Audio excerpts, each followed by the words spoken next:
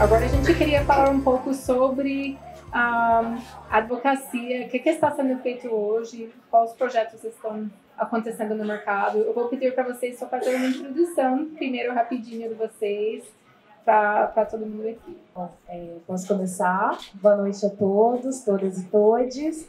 Eu sou a Mahayana Sampaio, eu tenho 23 anos de idade, sou ativista socioambiental, embaixadora da Juventude das Nações Unidas e diretora de Advocacy Climático do Instituto Perifa Sustentável. Então, trabalhando a pauta climática, a pauta socioambiental, a partir do viés de raça, gênero e das periferias também. Muito prazer. Boa noite. Boa noite. Muito obrigada, Emily, Duda. É um prazer estar nessa conversa com todos vocês. Mahaya, já falei lindo nome, adorei. Um prazer. Eu sou muito fã da Amanda, então muito bom te encontrar. Adoro o trabalho do Perifa Sustentável e sou deputada federal, ativista pela educação e muito feliz de estar aqui. Muito bom. Para começar, eu só queria abrir uma pergunta muito simples, mas necessária. Para vocês, qual que é a importância da advocacia? Posso falar?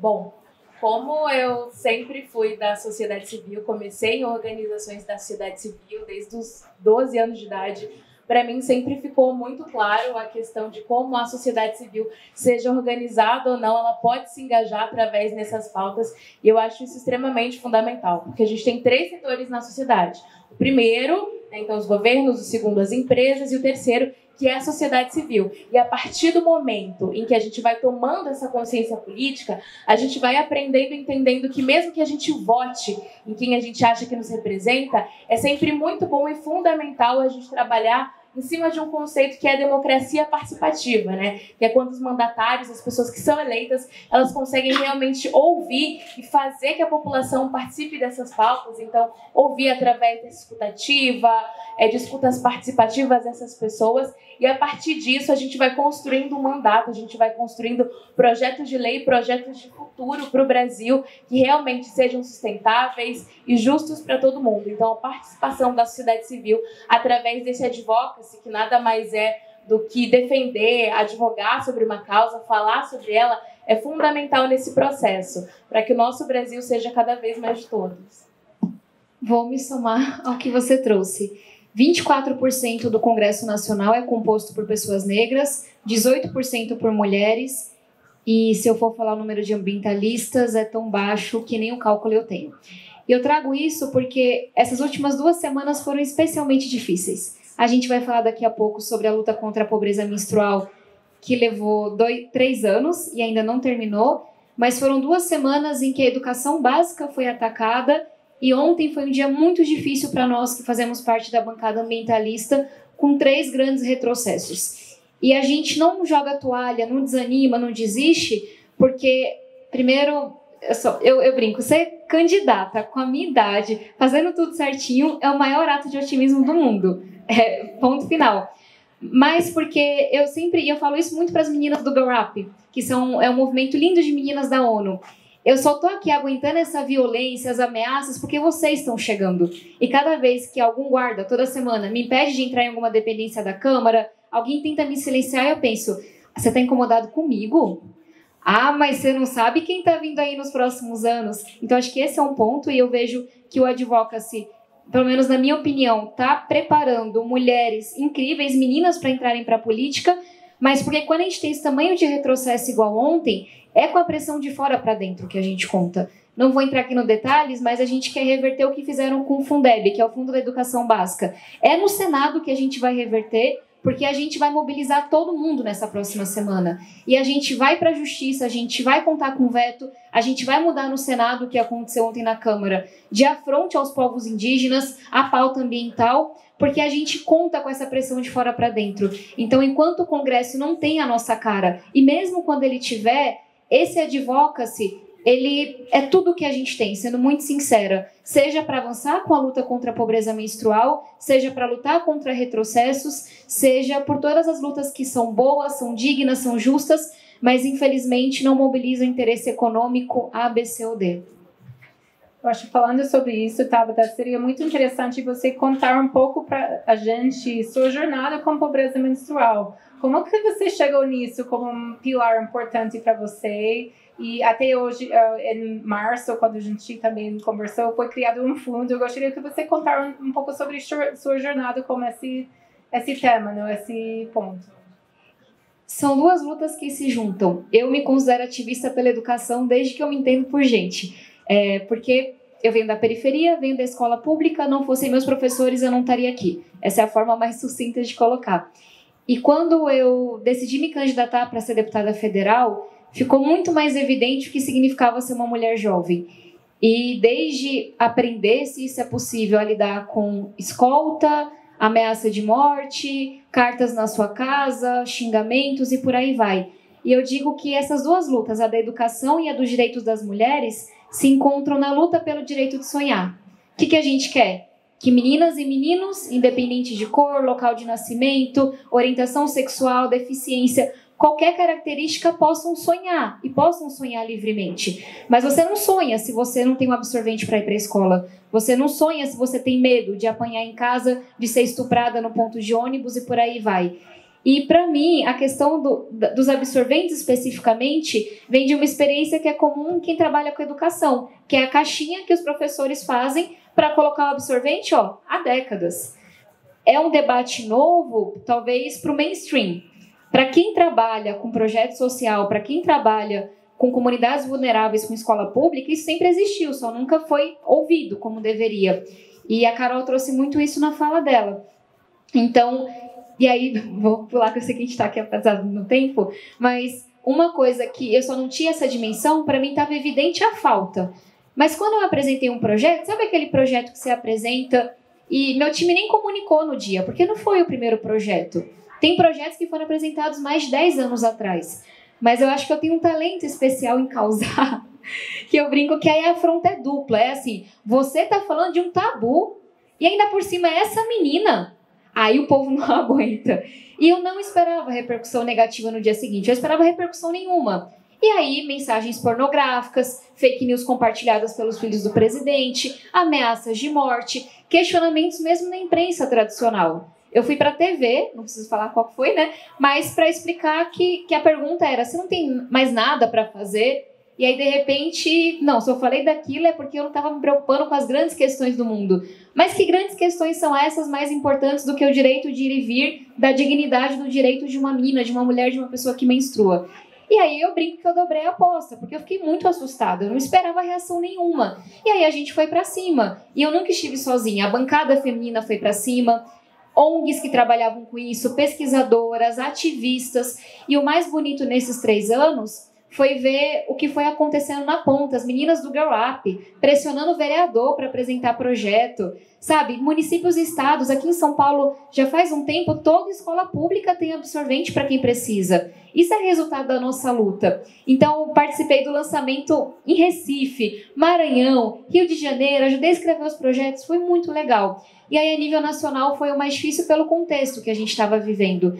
Então, para aprovar na Câmara, a gente fez uma manobra. Eu apresentei um outro projeto liberando que secretários de educação comprassem absorvente com recurso que comprava papel higiênico, que é óbvio. Aprovamos esse projeto que foi apensado aos outros. Foi assim que o projeto foi aprovado. Aprovamos no Senado o projeto vetado. Para derrubar o veto, não foi que meus colegas homens finalmente ficaram convencidos. A gente esperou um deputado aliado, que é o Marcelo Ramos, presidir a sessão do Congresso num dia vazio, colocamos as meninas dentro do plenário e foi assim que a gente derrubou o veto. Porque fica parecendo que meus colegas simplesmente aprovaram o projeto, simplesmente derrubaram o veto. E aí não foi implementado, mesmo com o veto derrubado. E foi com muita pressão que nós tivemos agora, finalmente, a regulamentação. Acabou ou não acabou? A gente, por mais que seja outro governo, e do meu ponto de vista muito mais favorável para essa luta, enviamos requerimentos de informação para todos os ministérios, perguntando, março já foi. O absorvente chegou em todos os lugares? Como é que está o projeto? E a gente está lá pressionando o Ministério da Saúde. Essa volta toda para dizer que quando você fala de direito básico, direitos humanos, direito das mulheres, não vai bastar apresentar o projeto, não vai bastar enfrentar a violência. A gente vai ter que lutar por 10 anos, talvez, e ficar sempre atenta diante de algum retrocesso. Até quando? até que mais da metade do Congresso seja formado por mulheres, mais da metade por negros e por aí vai. Estou torcendo para esse dia, Tabata. Eu também. E que sorte para a gente que a gente tem pessoas como você lutando para todos nós, né? Realmente é muito impressionante.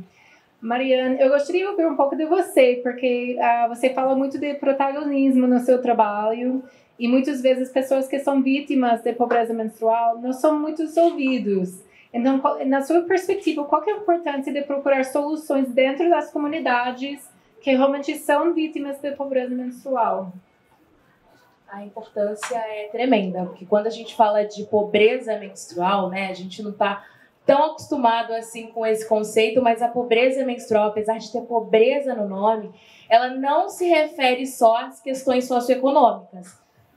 Mas as pessoas que menstruam no geral, sejam mulheres cis, homens trans, pessoas não binárias, enfim, são pessoas que no início da sua vida menstrual, que na primeira menstruação, já se deparam com o tabu, seja na própria família, seja na escola, seja na sociedade. Então, pobreza menstrual não se refere só a uma situação socioeconômica. Pobreza menstrual também se refere à falta de conhecimento e de informação, que pode acontecer tanto na periferia quanto na elite.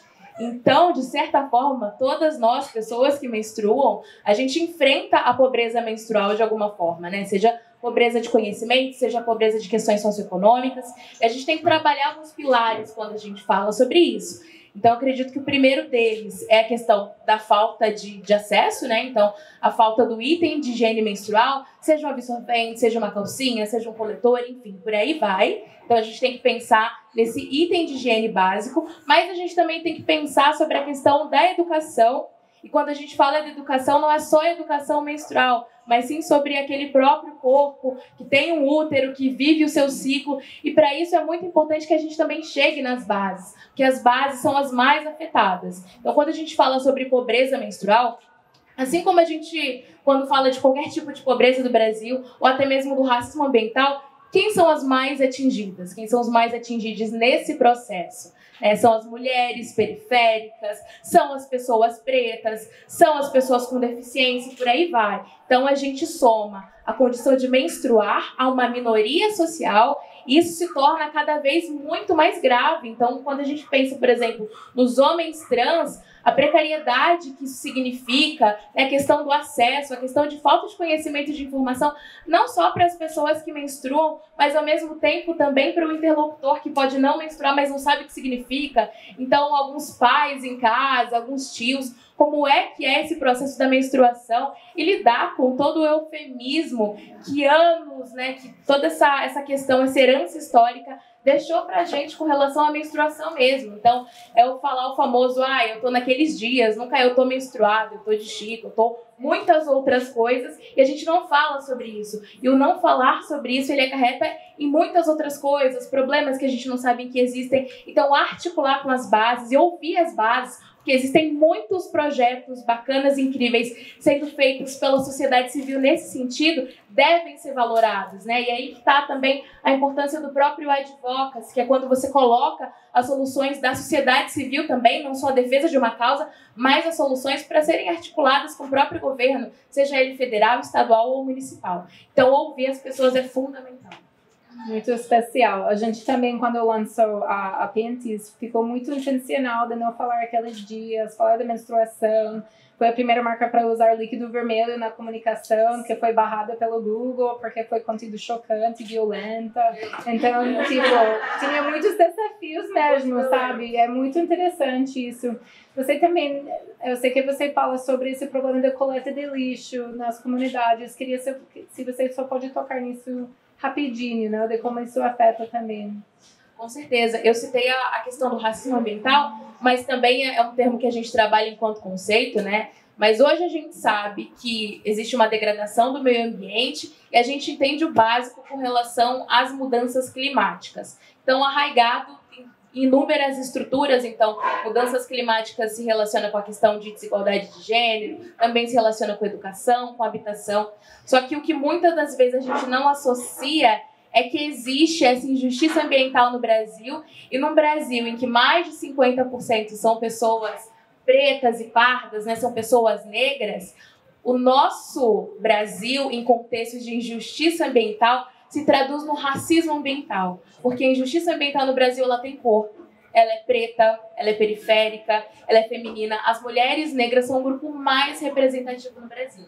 E a partir dessa perspectiva, por exemplo, quando a gente olha e pensa na crise climática, a gente sabe, né, que é algo que a gente luta para barrar, a gente luta contra as mudanças climáticas, mas um dia ela chega para todo mundo. Porém, para algumas pessoas, ela chega primeiro. Então, quando chove em São Paulo, o primeiro lugar que alaga não é a Faria Lima, é a periferia, é a Brasilândia, é Heliópolis, é tantas outras comunidades e favelas no nosso Brasil. E isso tem um impacto muito grande, porque se você perde todos os móveis de sua casa alagou, que tipo de higiene você acha que essas mulheres, que essas pessoas vão ter? Então, essa é uma pauta muito relacionada, né, quando a gente fala da falta de saneamento básico, que é um caso de injustiça e de racismo ambiental e de esgoto a céu aberto. Você acha que essas pessoas têm acesso ao banheiro? Que hoje mais de 700 mil pessoas não têm acesso no Brasil, de acordo com o relatório Pobreza Menstrual, tanto do Fundo de População da ONU quanto do Unicef, mais de 700 mil pessoas sofrem isso de não ter um banheiro, de não ter um chuveiro para fazer uma higiene básica em casa por conta disso.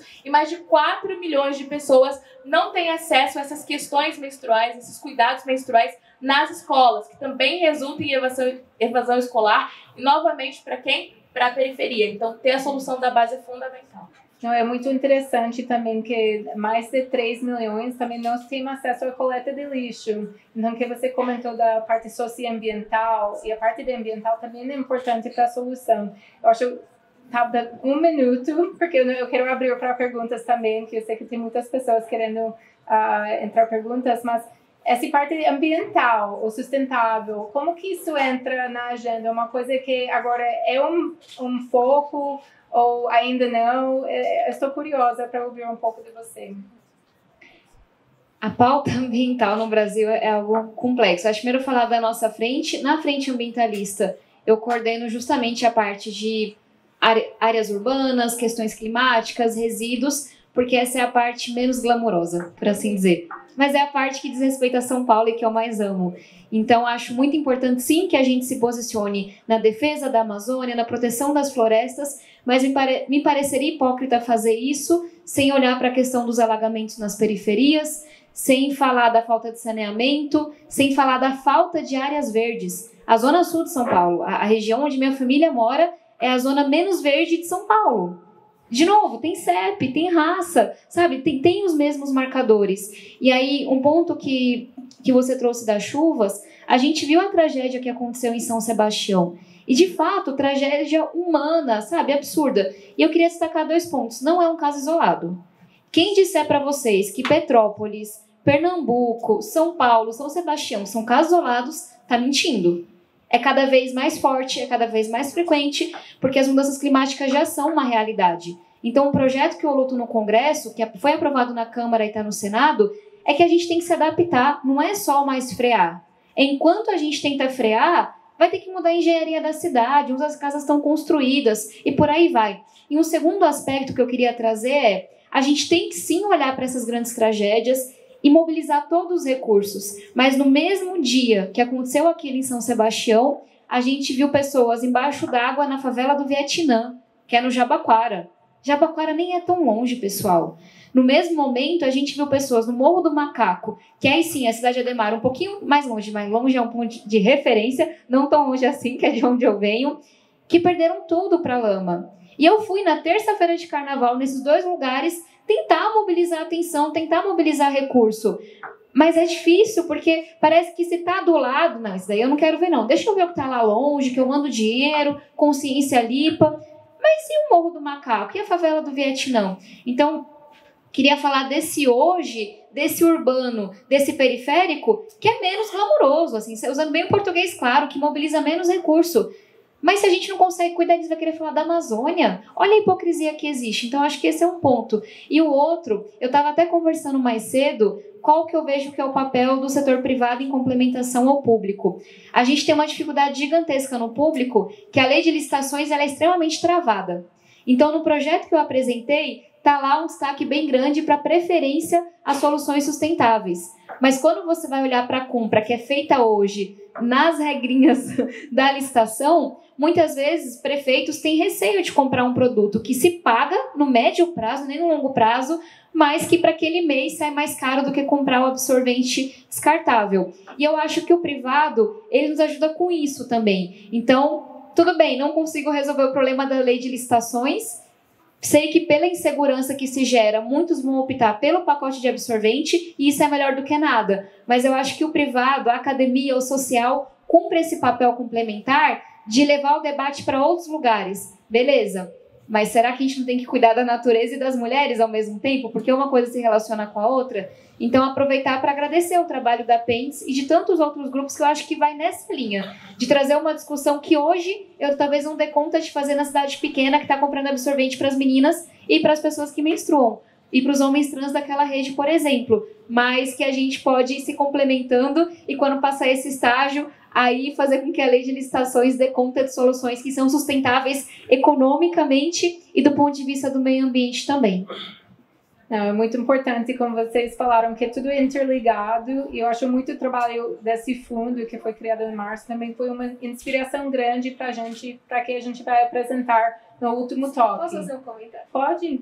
Eu amo esse tema e eu tenho uma reunião que começou há 2 minutos, mas eu não quero sair. Super rápido. Nós temos um grupo de trabalho para discutir a reforma tributária na Câmara. O grupo foi criado, cada partido indicou seu membro, só tinha homens. Eu, inclusive, seria a indicação do meu partido, mas isso foi mudado de última hora, por alguma razão. Enquanto bancada feminina, horrorizadas, né? Vocês já ouviram falar do tal do Pink Tax. Ou seja, mulheres pagam muito mais imposto do que homens por razões completamente aleatórias. Então, assim, bomba de amamentação paga mais imposto do que, sei lá, bomba de carro, sabe? Gilete rosa é mais caro do que gilete azul. Enfim, esse tipo de coisa. E aí a bancada feminina se mobilizou por semanas e semanas para indicar uma pessoa para o GT e eu sou indicada no GT da reforma tributária. E aí tem um super debate que é se você deveria isentar ou não produtos menstruais. E a conclusão a que a gente chegou olhando para os estudos é que essa isenção ela não é a melhor forma de fazer isso. Por quê? Porque ricos e pobres, a gente vai buscar obviamente a isonomia, não faz sentido você taxar absorvente como produto de luxo, porque não é. E a gente tem que combater isso na reforma tributária, e acho que isso vai acontecer, mas que ao invés de você colocar uma isenção de fato naquele produto e beneficiar pessoas mais pobres e pessoas mais ricas, e nem sempre essa redução é repassada de fato ao consumidor, o que a gente está trabalhando é para que esse recurso possa financiar um fundo. E a gente pensa isso do ponto de vista da luta contra a pobreza menstrual para a distribuição de absorventes de forma bem focalizada mesmo. E uma outra proposta é você usar o imposto seletivo sobre carbono, poluição e por aí vai, para financiar o Fundo de Mudanças Climáticas. Então, só, enfim, para dizer que estou à disposição, seja na bancada da educação que eu presido, na bancada feminina, no GT da reforma tributária, porque a gente precisa debater essas questões, exclusões e esse machismo nosso de cada dia, de todos esses pontos de vista. Obrigada, Tabata. Eu vou fechar aqui para deixar esse tempo de break. Então, se vocês têm algumas dúvidas ou quer conversar, fica à vontade. Mas, Mariane, Tabata, muito, muito obrigada por estar com a gente hoje. É uma honra de verdade. Eu estou muito inspirada pelo trabalho de vocês. E agora a gente vai ter umas 10 minutinhos de break. Então, a gente pode descer, pegar uma comidinha. Se você quer ficar aqui também, tudo bem, para conversar. E a gente tem 2 talks para o final e um lançamento bem no final muito especial. Então, eu espero que vocês fiquem para ouvir um pouco do nosso projeto, o que a gente montou. A gente tem muito prazer de compartilhar com vocês em breve.